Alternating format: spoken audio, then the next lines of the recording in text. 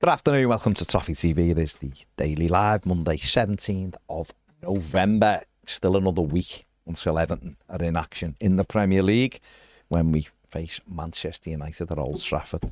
Vastly improving Manchester United, I must add as well, at Old Trafford next Monday. But one thing that came out the weekend, and this is sort of kicking on from last week, is James Garner's future.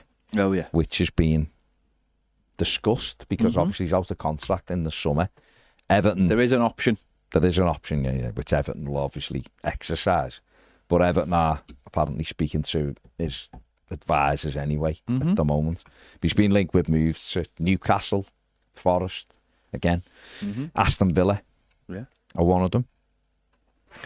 So, how important is James Garner to Everton, in your opinion? I think he's worth another contract, of course. And I think,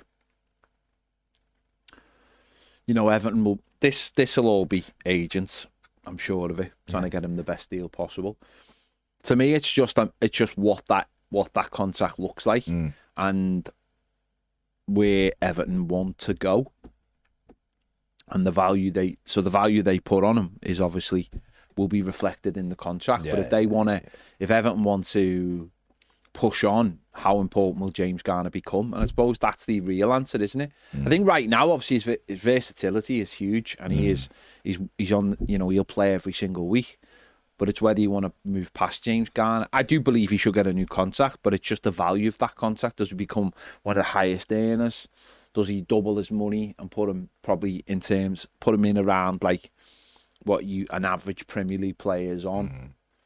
Then I'm all right with that. I think for the most part, it's just about Everton controlling the narrative and making sure that he's tied down. And if they decide that they want to sell him and they have no problem selling him, then that happens on our terms. So I'm all for him getting a new contract. I just don't think he should become like one of the highest earners or anything like that, because I do believe we should be looking to go past this level in the next few years.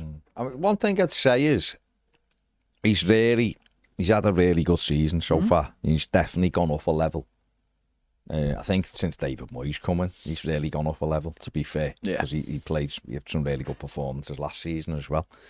The question will be, I mean, we got him for £9 million, which is a really good bit of business, to be fair. He's been hugely important to us because he's played left back, right back, centre mid. It's whether or not he becomes a mainstay in the centre midfield, or whether Everton can get better, or David Moyes thinks Everton can be better. The fact we're talking him at right back at the moment means that, in my opinion, he hasn't totally nailed down that midfield bit where you go, we can't move him. Yeah, there's no way. Do you know what I mean? Because he is good at right back. He's a good player. He's good all round. So, good footballer. Definitely, for me, we should give him a new contract. We definitely should be keeping him because he can do that job. And then it's up to him to keep improving. Will Everton still be looking for midfield players who are better than James Garner right now? Probably. Because that's what you have to do. You have to look and go, can we get better than that? And then it's up to James Garner then to try to match the level of the player you bring in. But he's done really, really well this season. And like you said, since Moyes come in. But right now we are sort of saying we want him at right back because he's arguably our best right back. I mean, there's a share just over your left shoulder, which with a fella who's had 2 really good performances for Ireland over the weekend, who might sort of come back into the thinking. But right now, I think James Garner, seemingly, if you take the last game, is the first choice right back at the moment. And does that say more about the Everton team, or does it say more about the fact that, like we've just said, David Moyes doesn't think he's irremovable in the centre of the park? What do you think that is? I think we've just got loads of options in midfield, haven't we? And next season we'll have Harrison Armstrong as well. And I just don't think, what I would say is, saying with our midfield is, there's not like many specialists, and that's where it becomes interesting. Can you mould a couple of those players into something a little bit different. Obviously, Idrissa Gana Gueye, no one really can do what he does. And Carlos Alcaraz plays in more of a number 10 role. But everybody else, I think, can be used in similar ways to each other. And that gives us the versatility. Harrison Armstrong, what's he going to be? He's probably going to be an 8 as well. So I think let's not go let's not get ahead of ourselves in terms of like I said lots of times. I think James Garner's at the biggest club he's ever going to play for, and I think it's up to him to put himself in a place where he's playing week in and week out. And I think if that's the case, then Everton have to give him a contract. As I said, his versatility is the key for me, that he can play in loads of different positions. But let's not like talk him up like he's some kind of world beater either, because he's not. The talk about him playing for England, I think, is just ridiculous in my opinion. When you look at the talent that plays for England, I just don't think he's anywhere near that kind of level. Anywhere near that level. Elliot Anderson. Oh, he's miles better than him. He's got loads of energy. Gets around the pitch. He's miles better because he's a young lad. Dan Burn. Dan Burn's a centre back though. That's the difference. I think that then days are gone where you go, he can't play for it. When I look at some of the players playing for England, I'm just like, yeah, you've got nowhere near that squad. Who would he get ahead of in the England team? I'm not saying. And what I'm saying is, Elliot Anderson, Newcastle let him go because they weren't bothered. Yeah. Very much like Irabunum. With Villa, it was like, well, he can go because he'll get us some money. If he'd have been as good a talent as people think he is, Newcastle weren't letting him out the door. But they did. But he's done really well at Forest, and he's deserved this go because he's playing really well. I wouldn't say never for James Garner. I wouldn't say he can't play for England. Oh, I would. But that's okay. He's 25. That's okay. I wouldn't say that because I think people do get the go. Do I think he'll get in England squad regularly? No, probably not. Because like I said, he's not like Everton's number one midfield player. But he's a very good player. If he carries on performing at a high level, he'll get looked at because loads of players do. Loads of players get in. I don't think Jarrell Quansah gets in. I don't think he's anywhere near the level. Jarrell Quansah gets in an England squad. But that's defensive. Maybe if he became a solid right back and played all the time at right back, then maybe we'd get in. Midfield, no chance. There's just so many.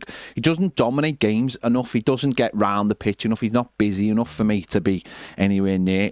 Maybe him and Kieran Dewsbury Hall should just go and play for Ireland, because I think they'd have a great chance of playing international football. I don't know whether James Garner can play for Ireland. You can't just decide to play for Ireland. Sometimes you can. Tony Cascarino did. Tony Cascarino did. So, but I think he's a really solid Premier League player. Give him decent wages to reflect that he plays in the Premier League week in and week out.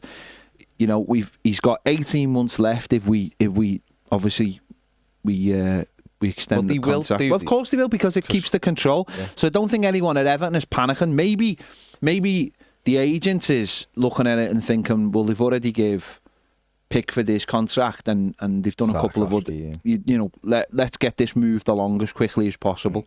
But Everton will look at it and go, well, we're not in any hurry. But what Everton can't afford to do is let him go out the door for free. And that's the same with Michalenko. Can't afford to let these players go out the door for free. You've got to control the narrative. So give them a contract that reflects the fact that they're playing week in and week out in the Premier League, and we go from there. And that's just how you build a squad. That's just how you build a squad. And then you don't come to a situation where you're looking at it and going, oh, he can be free, he can talk. It's the same with, but then it's the same with like Beto, isn't it? Beto at the end of the season will have 1 year left on his contract, so Everton have to sell him because you can't give him a new contract.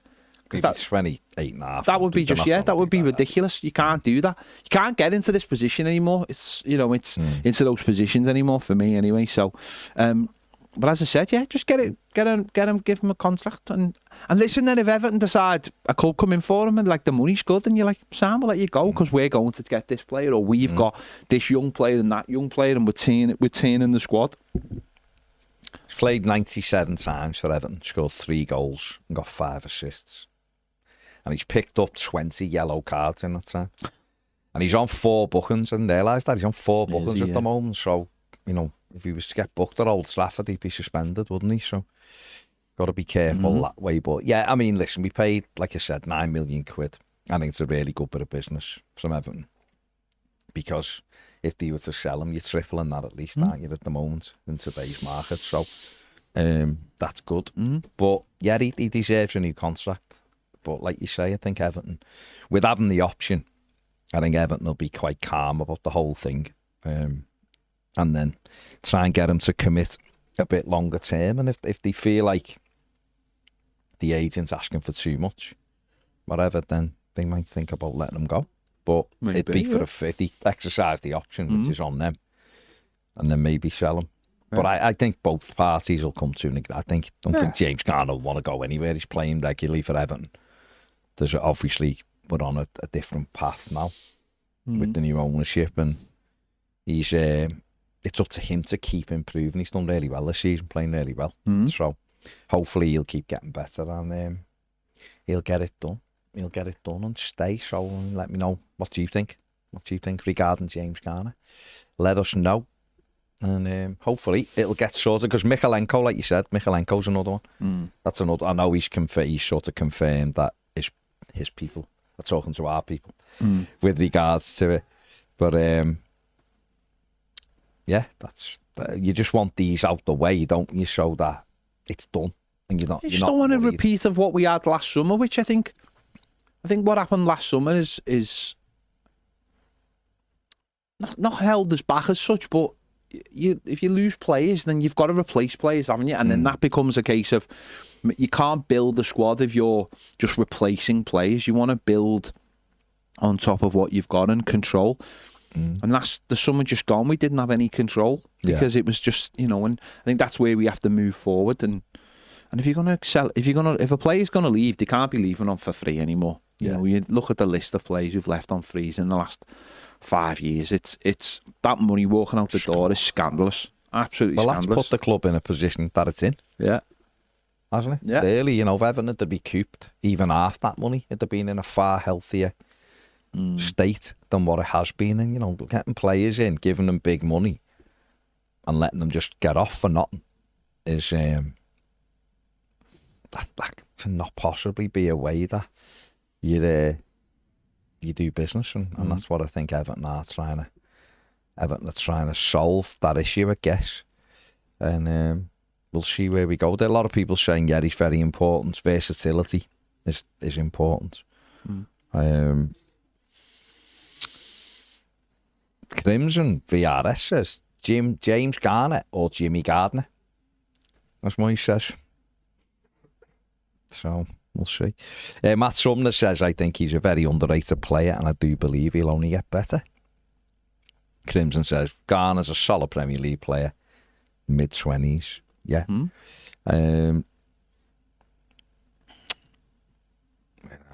Lots of trouble. We'll come back to the other conversations here. Sandbank Blue says, James Garner is our new Ashley Young. He can play in a few different places and helps us paper over cracks in our weak squad.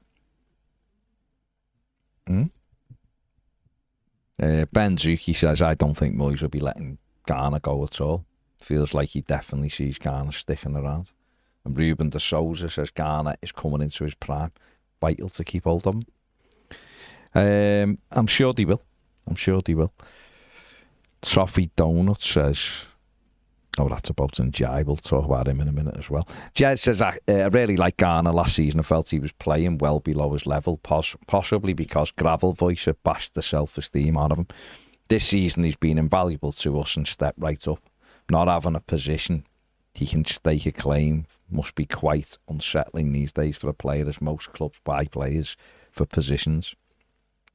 I wonder if, from his point of view, he's happy being that utility player, or does he want a role of his own? Well, he's probably not. He's probably not happy. He's probably not happy to move to right back. He probably wants to play in midfield, but again, the challenge is to make yourself undroppable in that position, so there's not a chance on earth you're going to play right back, and the manager has to look at other places. But that's just not simply the case, and that's why, that's why I look at it and think, well, if he was an all-action centre midfielder and you will look at him and go, no, there's no chance we can move him, then maybe I'd have a little bit more like, yeah, maybe there's a chance for him to do this or do that. But I think a lot of us have wanted him to move to right back for some time. So what does that say? That says there are other players who can come in and do that job. So he's done well. He's moved up a level this season with his consistency because he is playing week in and week out now. But until he becomes a midfielder where he's dominating games and controlling games of football, then for me he's doing all right and he's worthy of a contract. Yeah, definitely. In the Blue says you've got his name wrong. It's Jimmy Gardner. Well, according to Moyes. Blue Jay says, I feel like Garner is becoming one of these utility players that can fill in where needed and deliver in whatever position is asked of him. I feel like the lad could deliver bins to the people of Bootle if he was asked to. So there you go. James has just said he's got bins, so doesn't need one. Benjamin James says, I think James Garner definitely deserves a new contract, but we shouldn't go overboard. Yeah, absolutely. Absolutely. Harrison says, I find it funny, to be honest. The last few seasons, he's been average at best. This season, he's been our best player. If you told me last season we'd keep him, would you keep him? I'd have said no, get rid. But if he keeps it up, this season we'll 100% need him. Is he our new Iwobi? Plays shite and then gets good in his last seasons. He's been okay. Iwobi. Okay. Blue Jay also says, shout out to Dominic Soboslai, who experienced a big piece of humble pie shoved down his throat. Congrats to Ireland. I'm delighted for Seamus and Jake. Jay Radcliffe says, at this point in time, Garner is doing an important job for us. Going forward, we need better than him. I'm personally to wed myself to players. He's going to be good, though, no doubt. Okay. Paul Davies says, if Jordan Henderson can get picked for England, then James Garner can. Gary says it's always good to have talented players who can play a few different positions. Cooper's Tours says, in my opinion, Garner needs to do more in the big games. I remember last season few fans were slating him. So United match next Monday, he needs to be at his best. Yeah. John Van says, a new contract is fine, but if we get a fee for him going forward, I'll be happy to sell him. He reminds me of Alan Harper, who did a great job, but was never a starter. He's the new Philip Neville. Ian, I know he was sold for PSR. That's why I linked him with Timmy Rabunum. But if he was that good, he wouldn't be sold for PSR, would he? But he's become that good, though. No, he's gone better. He's better. There's a lot of hype about it, mind you. There's loads of hype about Adam Wharton and that again. Emperor's new clothes. But, yeah, there you go. Garner's got good set pieces too. Not really seen that, but fair play. Elliot says he's better at right back than he is in centre mid. What do you think about that? I think we'd have to see more of him at right back just to see how he develops in that role. Yeah, I think he's all right in midfield, but seen him against Manchester City and he was terrible. So, he wasn't on his own. No, I know, but what I mean by that is he didn't he doesn't. You've got to stand out, haven't you? They're the games. Man United next week. They're the games where people have got to go, wow, really gone up a level. So, yeah, hopefully.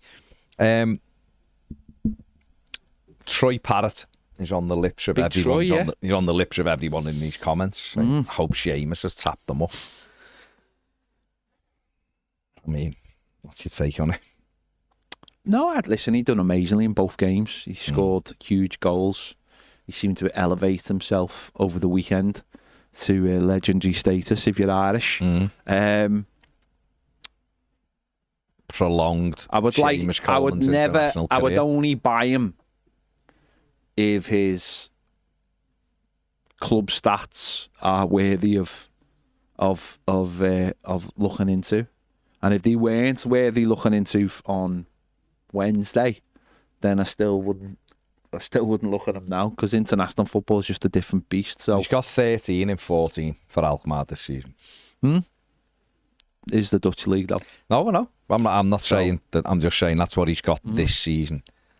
Last season for Alkmaar, he got 20 and 47 in the Dutch league, 5 assists. In the Europa League, he had 1 in 3. 4 goals and 12 appearances, 2 assists. And he got 1 in 2, basically, in the Eredivisie for them. I'm not sure. I'll be honest. Yeah, I would certainly wouldn't go via 2 international games. No. Not at all.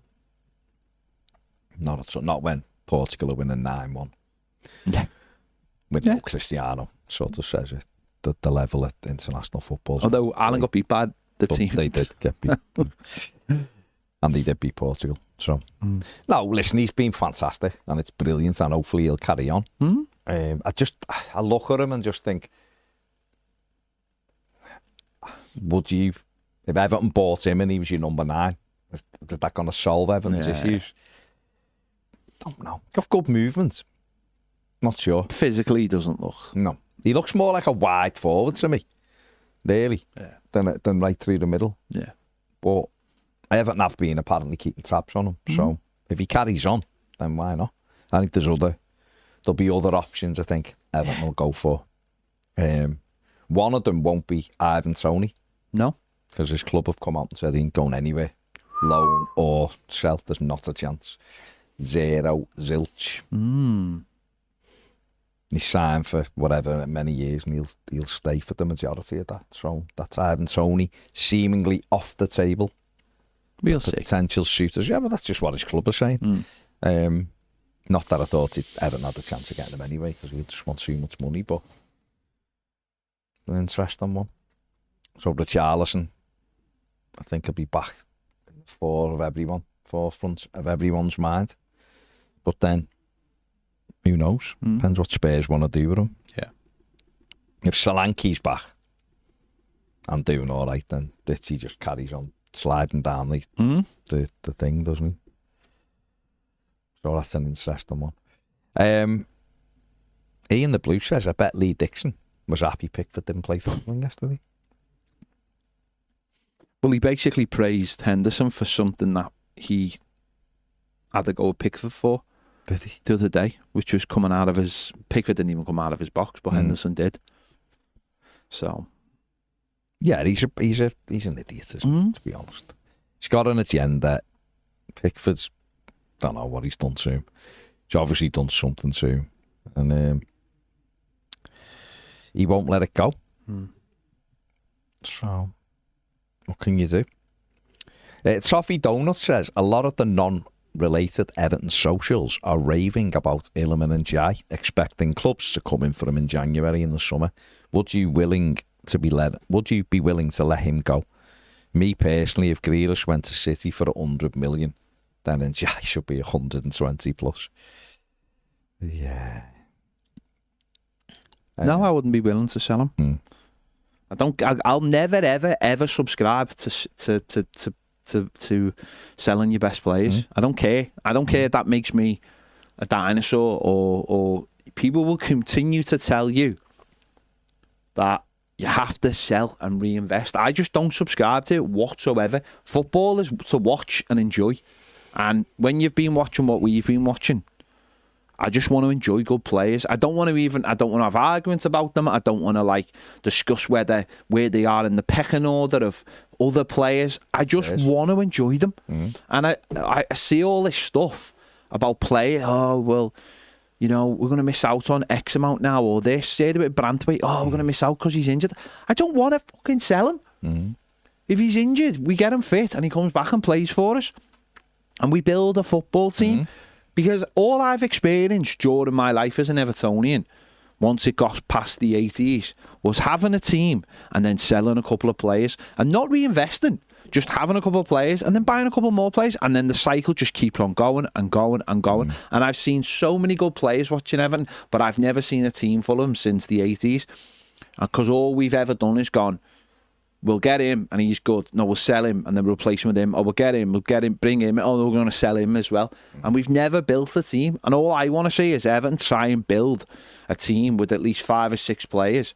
And this is where we were with Moyes, at least, is that for the most part, he did, for the most part, keep those players together. But a couple of players who we didn't even want to sell kicked up a fuss and we lost. But this idea, it's another one of those things in football where it's just like, we know best, and this is what you must do if you want to survive. And I'm like, how about I just go and enjoy the football, and I enjoy good players, and all I want to do is enjoy. And I hope Everton put his price tag to a point where nobody else can get anywhere near him, and we get to enjoy him. That's all I want. It's just, again, people trying to bend football to, oh, you've got to do this. People who think they're the smartest people in the building, I just don't subscribe to it at all. And maybe they are smarter than me, but... Yeah, but that's not why we watch football, is it? Yeah.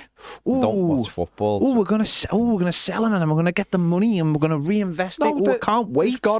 There's got to be. Sadly, the way football is, and the way it's weighted, and the way it's been allowed to develop, in a way which certain clubs just control it, and they're given every advantage possible and given every help possible, and whether that's financially or through refereeing decisions and everything else. Everything's favoured to the few. So to try to bridge some of that, you do have to sort of sell some of your players. That's just sort of the way it is. But it can't be all the time, and it can't be you get a good player, we have to sell him. No, we don't have to sell him. Yeah. He was doing nothing. His career was stalling in Marseille. No one even cared about him. No one went in for him when Everton went in for him. No one cared. And we've took him and give him a platform and built him up. David Moyes has improved him. And he's doing well. Yeah, he's got years left on a contract. Yeah. So Everton will be maybe offering him a new deal. Moyes said the other day, got no intention of selling him. He's contracted here, so you get on with it. You get on with it. And that's maybe where you do give James Garner a new contract and then go, well, James. Where you sell him and then go, you give him a new contract and then someone comes in for him and you go, we can't sell him because we've got all of these midfielders, we've got all these young midfielders, we've brought Maitland Rowland, we've got Harrison Armstrong, move heaven and earth to get rid of Nathan Patterson and Dwight McNeil. They're not, and this is what bugged me in the summer was, make a decision. Stop arsing about. Make a decision. If you don't want Dwight McNeil, get rid of him. For him and us, Nathan Patterson. Don't ruin people's careers because you're just doing it as a just in case. Let the lads go and play. They're footballers. They want to play football regardless. You know what I mean? And if it's not going to be here because you're thinking I'm not really going to give him a go, don't do what Chelsea do on a much lesser level, which is just stockpile for the sake of it. And we can't. Yeah. We can't. So, but people like Njai, who are entertainers, we've been starved of these, so you don't look to sell them. And if someone wants to buy him, it's 100 million. No one's paying that, but that's what it is. Give him a new contract that reflects what he is to Everton, on the pitch and off the pitch. And then work hard to promote him even more in, the markets that, he's big in. And that's what Everton need to start doing. Players who can get to his level and are good like him. Yeah. Do the same. And again, that's how you build. End of the year, Beto, try and get good money for him. Back to Italy while he's still got years on the clock. And he's got a market. And that's what we need to try and do. That's what we need to try and do. But this idea of they're coming in for him, so it's no.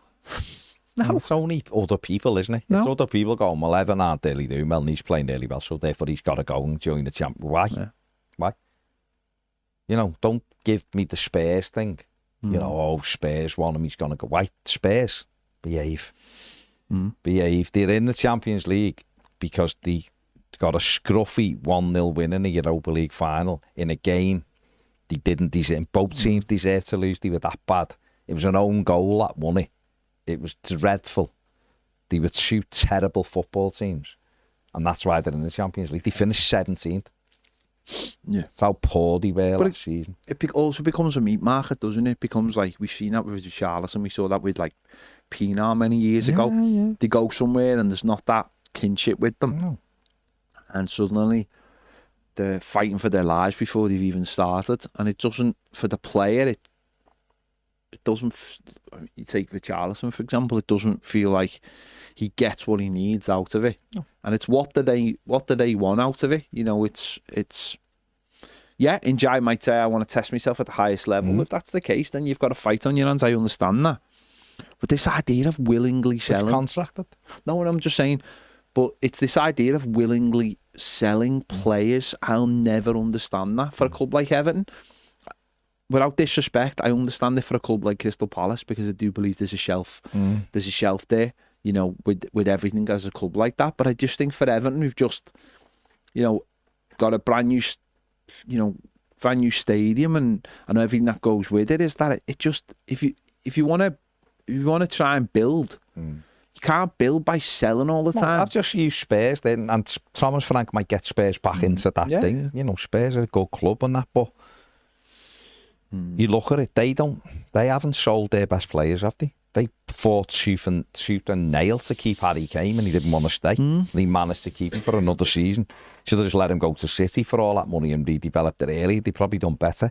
But they hung on to him. Other players, they fought tooth and nail, which meant that they still had a good enough squad to fight. And if Everton are going to want to be considered trying to, you know, match the likes of Spurs or teams like that, you can't sell your best players. You know, this is where I look at Newcastle and go, yeah, they're not the real deal. Got good players, but they're not the real deal because they let Isaac pull the pants down and smack them on the arse instead of going, you're nowhere, mate. You can whinge and bitch and cry all you want. You're not going anywhere. You're under contract. We pay you a big amount of money, whatever. You're not down in tools, and we're going to sell you so you get your own way.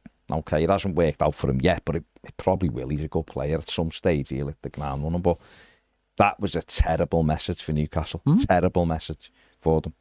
Made them look like not the real deal when they were trying to tell everyone they were. And we can't then go, well, we've got new owners and we want to get into Europe and we want to get towards the top of the league and we want to do this and that. And then go, the minute someone comes in for one of our best players, we just go, yeah, go ahead.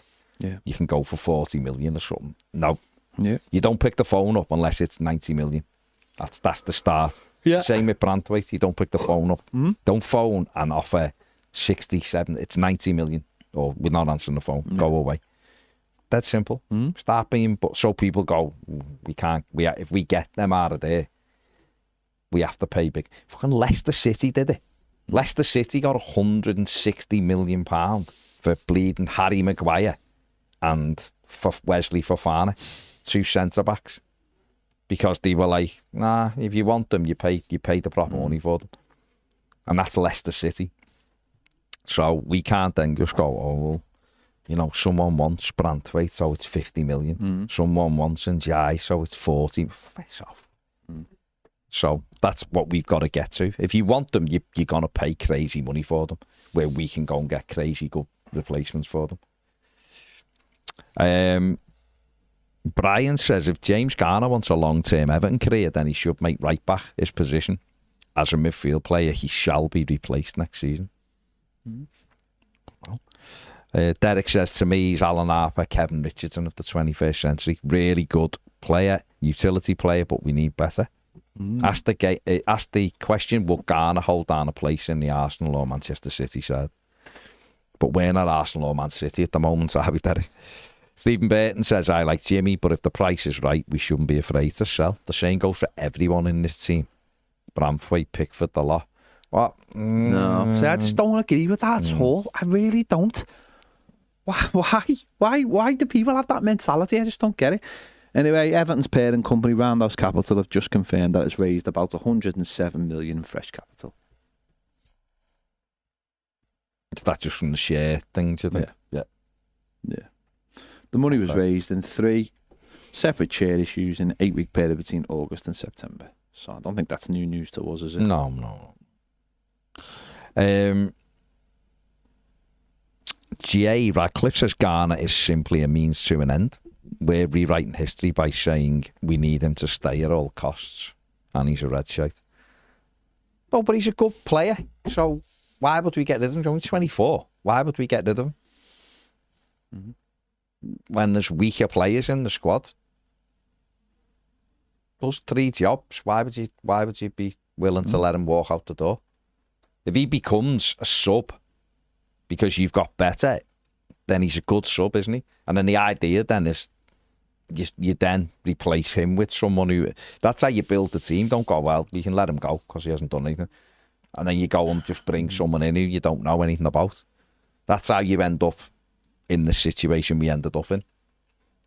Lauding people who shouldn't really have ever even been brought to the football club because they weren't at the level. Black and Blue says, if Jimmy ends up on the bench, will he be on gardening leave? No, because he'll be playing football, just sitting on a bench. In response to the Jimmy the Gardener. Lions, he says, afternoon, lads and fellow Blues. Troy Parrott was mentioned last week. Do we now go all in after his brilliant displays for Ireland? Not for me, no. I think there's better strikers. I do. If you're going to go and get a better striker, there's better strikers than Troy Parrott. Is he a good player? He's doing really well. So is he worth monitoring? Yeah, he is. He was at Spurs, wasn't he? And did well. So he's definitely worth monitoring. I just think if that was Everton's move in January, I'd be underwhelmed. I really would. Doesn't mean we shouldn't monitor him the whole season, and if he's still flying, then go. We actually think he can step If up. he ticks the boxes, regardless of what he's done over the weekend, then fine. Then that's okay, yeah.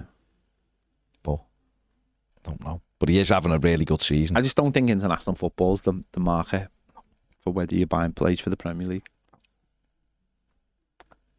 Look, Cristiano still scoring goals and regular 2s and 3s. Win 9-1 without him, though, don't he? Shows how good he is. But that's what I'm saying. He's still scoring goals at that level, but would he still be scoring goals in the Premier League? Well, he'd probably get a few, wouldn't he? Because he's always done. But I'm not convinced he'd be getting 20 goals at the age of 41 or 15 goals. He'd probably get double figures because that's what he's like, penalties and stuff. And he does get on the end of things, but even if he did, he's a world class talent, hasn't he? But Ian says, according to Alan Myers this morning, he said we'll go for a right back, left back, and a centre midfielder. He said he'd go for a right back, a centre forward, and a centre mid. I saw that.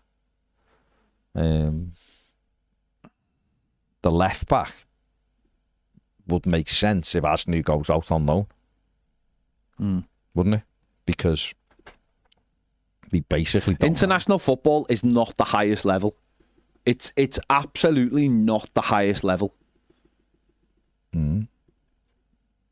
Champions League's the highest level. International football's not the highest level.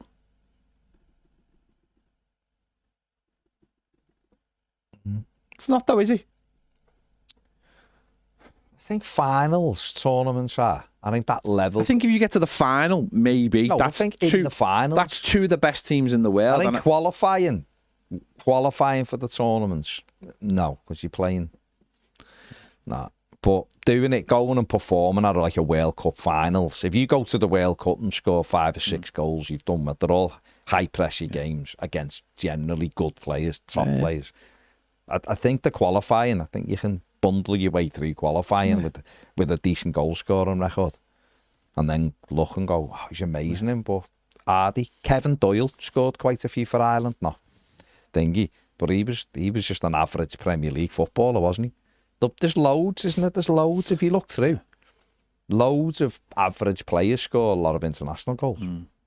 Because it's not always, it's the ones who turn up and can do it in the fan. And Cristiano's done it, and that's what I'm saying. Messi's done it, and Mbappe's done it. These are all top world-class footballers, but there's lads who've got a decent record underneath who you'd go, he's not bad, but would I have him? Closer. But he did do it at the highest level, didn't he? Because if he'd have played in, he'd score. He's still bleeding scoring goals now, isn't he? We thought he'd done, and he's back, isn't he? Like the renegade master. Very much so. Sean it's says, not the highest level, and don't give a what anyone says. International football, until you get to the quarterfinals, is not the highest level. It simply is not. Philip Gomerin says international football is only really a high level now when you get to the knockouts of the major tournaments. There's so many countries in qualifying, it's a mixed ability. Yeah.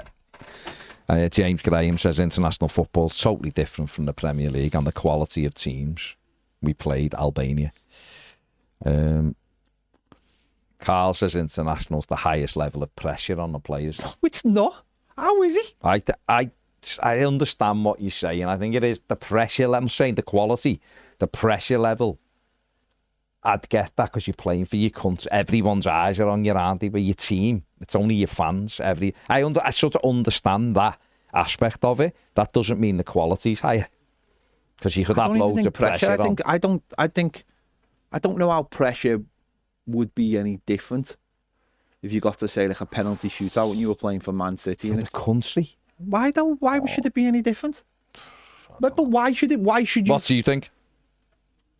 I think the pressure would be a lot more if it's England. Yeah. I think that Why though? It's if you're playing for your club and you haven't won anything, and Saka's got a penalty shootout and it's Arsenal in Champions League final. Why would the pressure be any less for Saka in a Champions League final for Arsenal than it would? They're Arsenal fans. They support Saka directly. They don't support him internationally. Hang on. I think you're missing this here, right? The pressure comes from outside. Why should the player feel that pressure though? These are because they do. These are professionals at the highest level. Hang on, David Beckham got sent off for England, right? Now say they got sent off for United in a Champions League final doing the same thing. Wouldn't have got what he got. He'd have got people going, but that don't like. I get that. He got the country. I get that. But a player can be sent off anytime. I totally understand the reaction to that. But I also don't understand the pressure situation. These are the players at the highest level. They should be able to handle the pressure on both sides. No, I get it. It's not about the pressure they get. It's about how they handle the pressure. And I think that's what makes the elite sports people elite, is that they can handle that pressure. I just know that Messi was been in Argentina because the pressure was too great, but he wasn't been in Barcelona, or he wasn't been in Paris, or he wasn't been in... So the pressure's just different level. That's Messi. That's the best player probably ever to play the game, saying the pressure's different level. He dealt with it. He did retire though. He retired. Did he retire? He couldn't deal with it, and then he came back and won everything. Well, no, but that's the... I'm not talking about the Dealt with it. By retiring. P. Well 742 says Arnautovic and Dzeko scored for the countries over the weekend, and it's 10 years since they were Premier League standard. Yeah. Mark, I sort of... Yeah, I can see what you're saying. The quality's not as good, but it means more. Well, it will to those individual people, won't it? Whether you like sort of international football or you don't. And I love the finals of these things, like the tournaments, the qualifying. I didn't put England on for a single second over them two games. I'm not into it. It bores me. I do love the finals. I'd want England to do well at the World Cup next year. I won't be devastated if they don't, but I'd like them to do well. But I like all of that. But everyone... I understand why players would feel directly, I'm representing everybody in this country, so the pressure can get. Others put it out, but it's one of them. Blue Zach said Rooney got sent off numerous times for United, yet the only one that's remembered is the one against Portugal. Yeah, but that's because... But it's a nation, isn't it? And everything. Look at Saka. Saka missed a penalty in the European Championship final. Because there's more people. So the pressure's bigger then? Yeah, but I'm not saying the pressure isn't bigger. What I'm saying is players handling that pressure. For me, elite sportsmen should be able to cope with it both. And I do think elite sportsmen do cope with it. I really do. I think when you're playing football, you're playing football, aren't you? And if that creeps into if you've done your preparation, Haaland's missed penalties from Manchester City, quite a lot penalties. But we know he's a robot. We know he'll score the goal. He scored another 2 last night. For him, it's just about turning up, doing the job. He can handle that pressure. I think it's all part of the game. For me, it's just I just don't see for the. I do understand the pressure is bigger because it's coming from more places, but this idea that international football is bigger is better quality. And it's related to that pressure. It's just not. The final of the World Cup will obviously be the biggest game on earth. I totally understand that it's the biggest game, but most of very, very few players will ever get to a World Cup final. Do you not think, though, that the World Cup is harder for a player to play well in than normal football? Because you can't have a team built around you. No, I think it depends what country you play for. Personally, I think it depends what country you play for. I think if you play for a country where it's not, I think that's what Tuchel's actually done very well for England, is that he's created a place where there's core players, and because he's not this fella who's like, I have to build this team that's going to be generational. And he's gone, you want me to win the World Cup? I'm going to try and win the World Cup for you. So he's keeping most of the same players. And this is why I've always said that I didn't think Jack Grealish was ever going to get back into it. And he's keeping most of those players. And you've seen the thing yesterday with Bellingham. He's like, couldn't care less if you're unhappy, mate. I'm here to do a job to win the World Cup. But he's creating a core of players. And he's picking and choosing. And and he's already said, I don't believe Foden can play in the same team. He's getting rid of those expectations, which I think is really important as well. So for me, it's when you come down to the World Cup final, I think that's a huge, there's no bigger game in football. But I do think we have to take a step back and look at the quality of football when you're building these teams now for multi millions pounds, £billion, Manchester City, PSG. These teams are built. The World Cup teams, you've only got what you can be given, haven't you? Yeah, but that's us looking at it objectively. So those players. No, I'm not talking about. Look at like Brazil. Every time they play a game, the pressure's through the roof. But I'm not talking about pressure and quality are two different things, aren't they? They're two different things. We were just talking about. No, I know, but I've just said about. I think playing football, if you are a top professional, when you play that game, penalties are slightly different because I get that it's a moment in time, but I just think for quality, I think club football is far superior. You just said it yourself there. Players scoring. I'm saying when they get to like the knockout stages in World Cup finals and European Championship, that is a high level of quality. But the point being is, when you get to that moment in time, there'll be all the same players, won't they, who are playing for the elite teams. You know what I mean? So that is the level when you're looking at it there. But I mean, we're on the same side. We're saying you can't look at Troy Parrott scoring 5 goals and go, well, he's amazing. Because I'm not saying he isn't amazing, but I mean, you can't use that as a sort of marker because a lot of the quality, I mean, probably using a bad example because the two teams he just scored against the Portugal and Hungary, they were decent. Well, Portugal more so than Hungary, but it's one of them, isn't it? Yeah.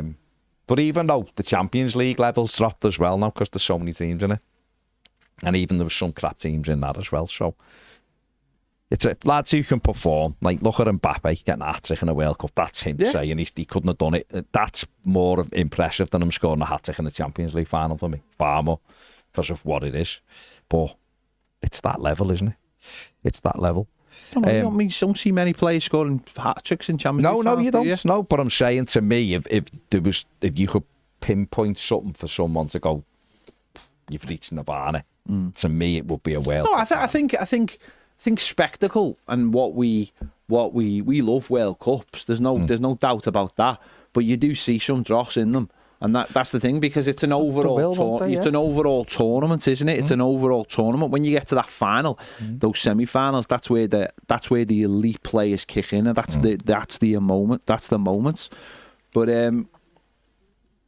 for me, I think club football's elevated itself now, and well, it is. But it's great. Tournaments are great. Tournaments, I love tournament football. Yeah. I've just seen one before. Jack, you've just destroyed your own argument, mate, about Jack Grealish. I don't know. I haven't looked at it because I'm just going back to it. Mark says, who's better, Baz, Tony, the greedy fucker, or do me a favour? I've no idea. I just wouldn't have bothered reading it out. No, because I want to understand. I'm trying to understand what the context is. I don't have no idea. Ivan Toney is probably better than Richarlison. Maybe at what he does. As in, through the middle and holding the ball and engaging the centre-back. Richarlison, I love. And Richie can do it anywhere across the front three. Who's a better fit for Everton Football Club? It'd be Richarlison. Because of the way it means and everything that goes around. And you can get him in the team as well as another centre forward. Which if Ivan Toney come, you couldn't get Ivan Toney in the team as well as another centre forward without asking them to either play 4-4-2 or do something slightly unnatural, where it's natural for Richie to go and play wide left, wide right, or through the middle. Or if you want, as Ancelotti used them a couple of times, off the striker in a more central role. So if you were giving me a choice between the two, I'd take Richarlison. If they both, if you went to coming in, they're both going to play 15 games for Everton between January and May, I would take Richarlison as long as he's fit, and he's been fit for most of the season for Spurs, so I would have Richie. So yeah, that was me. That was sort of like my point. Gareth says, so glad international football is over until March. Proper games will now come back thick and fast. It'll be excellent. Championship football is class, as there's no VAR, and it's football for the fans. I know, but also though I've seen some of those decisions given in the Championship and they're horrendous. Some of them are absolutely horrendous, which goes back to the point of saying once again that it does come down to the referees. Yeah, I mean, it is something obviously they're looking at, the qualifying situation. Apparently we're going to have 2 windows next year instead of 3, but one of them's going to be 3 weeks long. There is an argument to say that maybe they should condense the qualifiers into just one big tournament of its own and get it out over and done with. Like in the summer. I don't know when they do it, but it does stop the momentum, doesn't it? It really does stop the momentum of the season. But FIFA, UEFA, they want to make their money as well. We know where it's all going. They're all battling against each other, aren't they? The FIFA have created the World Cup Championships. That's to directly go against the Champions League, because they've seen how much money UEFA have made, how powerful it is. They've tried to create something of their own with money that will also create power, and it's just going in the wrong direction for me. I think they're right to increase the window, play more games. I've said that for a few seasons, rather than just keep chopping the games up. Put them in and it's probably better for the international coach to have them players together for like a couple, whatever it is, a couple of weeks, and try and get 4 games in or something. Then that's one big block of games gone, isn't it? But I don't know how you could do the whole thing and then that makes you qualify. Yeah, I'm not sure. Hard, like. You'd have to have like a... You could have what you could have is smaller groups. Yeah. You could have smaller groups, so there's because really... I'll have like a 3-week tournament or something. But look at Ireland, right? Ireland's was 4 teams. Their group, they started in August. So they've got... Their World Cup qualifiers basically started in August and went till November. So if you could... If you could put it together and have 14 groups in a very condensed time and have like... And for TV, I mean, imagine if for TV you had like 2 windows of games a day spaced over 3 weeks. 3 weeks. You could get all those games done in 3 weeks. Give or like home and away. Give or take, I suppose. Or you could do it in the Champions League style, which is a league like the Swiss style league where you don't play them home and away, so you're just getting like you just get a random fixture. It's an interesting one. I think there are ways, but it's got to suit both sides. But I do feel like it's coming to an impasse soon, isn't it? Where there's just so much football. Where do you fit it all in? And there's going to be massive discussions over it, how we do it. Yeah. I just seen someone say, Luke says, got a close friend who's a Spurs fan and says Richarlison is cooked. Injuries have done him in. If we get him, it has to be alone and see what we could do. But personally, I wouldn't go back to him. Why? I mean, I don't personally think he's cooked. He's looked like Spurs' best striker all season. He's got 4 goals and 2 assists or something. See, if he's cooked, then Matthias Tell, Kolo Muani and I think Richarlison could probably do with playing for a team that only plays once a week rather than 2. Yeah. And probably plays for a team he's interested in. Might get more out of him as well. Yeah. I'm not saying he's the same player as when he left, of course, I'm not. But that last season did take its toll on him. I don't know if he's ever managed to get to a position where he's fully recovered from it for all the injuries. Don't forget, he played 2 tournaments that summer. Yeah, it was mad. And went through and finished the season with an injury that should have really finished him in February, and he played on it, helped keep Everton up, and then it all took its toll. You know, it really did. And then then he's went into a World Cup, and he's just never recovered from it. No. You don't think his body's ever really recovered from it, and that's the cycle of football now. Is you never get off it now. There's never any clean breaks. No. But we'll see. Everton mightn't even be interested in going for a Charlison. Might they? They might be looking around and seeing what's what. You've got to be careful as well.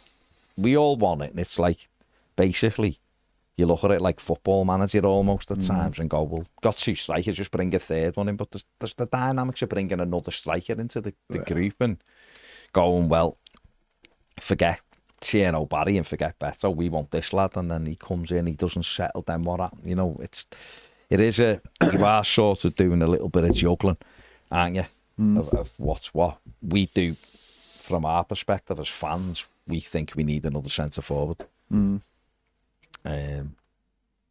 We'll see. Sandbank Blues, we ain't bringing 2 strikers in January. That'd just be crazy. Be absolutely crazy. You crazy? No, wouldn't it? We've just bought Tierno Barry. So why would we bring 2 in and he becomes 3rd or 4th choice? We need a right back. Bought him. Crazy. It's crazy. You being crazy, man. Emma says we ruined Richarlison, but he still knows where the back of the net is. I don't think we ruined him. It was his choice to go to those tournaments. I think it was him playing with injuries. But he played he went to the Olympics and he went to the Copa America. You know, that's the toll. Your body is weak and therefore is going to sustain injuries. You know, he decided that he wanted to have his cake and eat it, didn't he? So, and what cake it was? It was fine cake. Yeah. Carl says Richie went missing at times for Everton. There were games when he sulked and stropped, which let the team down. But on the flip side, he did turn up when it mattered. So he did what he was supposed to do. He's never been a great goal scorer, has he? But he always got double figures for us every season he was here. So, but again, he was often deployed off the left-hand side, wasn't he? Yeah. Wasn't like the striker, was he? He was a sort of wide player for us. Philip says, could only see us getting Richarlison and Xerxes if we sold Beto. Well, we wouldn't be buying Richarlison or Xerxes. They'd be loans, and we can't have both of them on loan because we got Jack Grealish. So there's only going to be one loan striker, if any. You know, they might go for Franklin OG. He was flying, scoring goals, playing well, and he's 21. They won't. Well, he probably won't because he's the sensible one, and Brentford will just buy him in summer, and then everyone will be cry-ass from why we didn't get him. They just won't. But he won't, will he? They'll just get a loan. This won't. Benjamin says, I wonder if we could get a right-back on loan while using Seamus as well. To have 5, we couldn't have 5 right-backs. What's that? Why is nobody mentions left-back? It blows my mind. We've got 1 left-back, and what, a kid who's going out on loan. Need a right back though. Yeah, just get another right back. Get another right back because it's just, you know, like when we needed 18 number 10s in 2017. Jay says, I'm not saying I want him gone. He's doing a useful job for us, but there are better out there. And please hold off on the Njai sale talk. I've waited years to see this type of play. We're not talking about, we're saying Njai ain't going anywhere. Jez says, enjoy Njai. Put that on a t-shirt. Do it. Why wouldn't you? And inject, enjoy, enjoyment. And Steve P says, Baz, get on Robinho. Vaz from Marseille. Watched him the other week when he came on. Scored twice. Looks like he's going to be unreal. 18, 4 goals, 2 assists and 11. Reminds me of Ismail Sarr. Yes, mate, I am aware of big Robinho Vaz. Basically, because his name's Robinho. There you go. And I love Ismail Sarr anyway. I should have got him on numerous occasions and didn't. So there you go. Ismail Yama. And on that note, also, right. Subscribe and do all that. the Everton Stadium, or Hill Dickinson, as some might call it, is not getting increased. The capacity is not getting increased. Stop reading clowns on the internet. It is not getting bigger. It is staying the same size. It can get bigger, but it won't. It's not getting bigger. It'll go bigger for the Euros. Standing, but it's not getting bigger for the Euros. For the Euros. Despite people saying it's going to be 57 or 60,000. It's just not happening. It is not happening. At this moment, it's not. Unless there's a big sea change over the next couple of years. It ain't happening. You can't have safe standing in Europe. Not talking about safe standing. But so it's not. You can put other seats in. I'm not saying it's gone to. I'm just saying you can in 2025. You can't say there's zero chance it's happening by 2028. Yeah, I think you can. I think you can. It would need all planning permission and all kinds doing. It's not happening. It's not happening. They've put the plans in for the tournament. It's not happening. Okay. Right. On that note, see you later.